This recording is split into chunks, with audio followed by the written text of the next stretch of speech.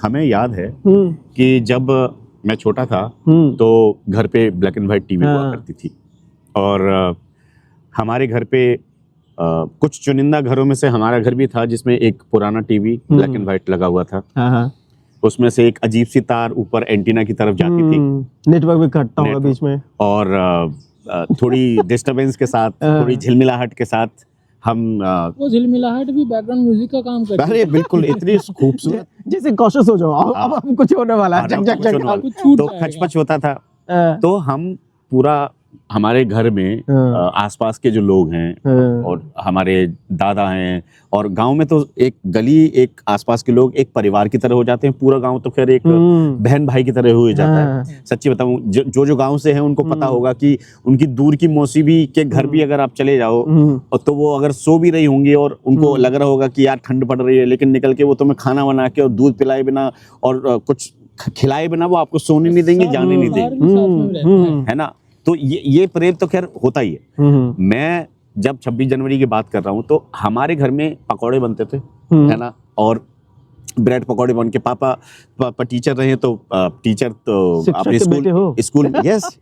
शिक्षक के बेटे, तो पापा हमारे जो है स्कूल में सेलिब्रेशन होता था तो स्कूल में झंडा फहराने के बाद 12 से 1 बजे तक का हमारा ये कार्यक्रम होता था, तो कंप्लीट हो जाता था। उसके बाद हम सबको स्पेशली बोल के जाते थे कि देखो ऐसा है, दूरदर्शन लगाओ और ये बैठ के देखो। उनके कहने की भी जरूरत नहीं होती, हम खुद ही इतने एक्साइटेड होते थे कि हम बैठ के उसको एंटीना को इधर उधर घुमा के वो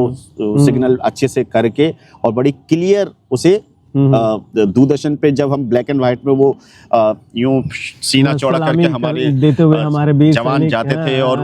मोटरसाइकिल पे एक के ऊपर एक ऐसे करके, वो हवाई जहाज और वायुसेना के जब वो परेड होती थी और वो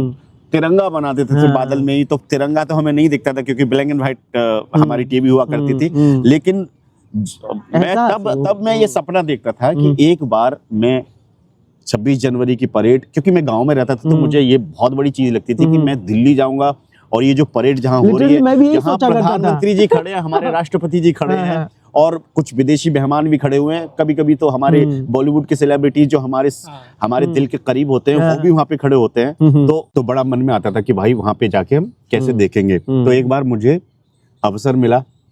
प्रोफेशनली तरीके से वहाँ जाने का टिकट मिली और VIP लाइन में हमें बैठने का मौका मिला। उस वक्त उसमें बैठकर उस परेड को देखना करीब से, उस मोटरसाइकिल की आवाज को करीब से सुनना, जब वो हमारे बगल से करतब करते हुए लोग जाते हैं, मेस्मराइज्ड हो गया।